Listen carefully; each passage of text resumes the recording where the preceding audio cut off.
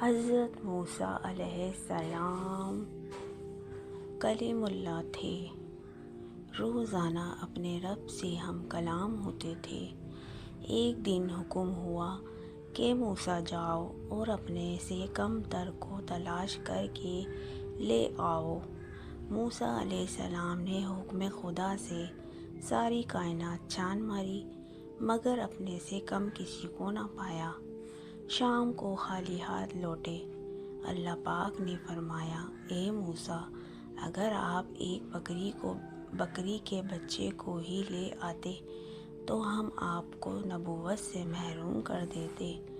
کسی کو اپنے سے حقیر نہ سمجھو، کیونکہ اللہ نے ہر کسی میں کوئی نہ کوئی خوبی ضرور رکھی ہے۔ سبحان اللہ۔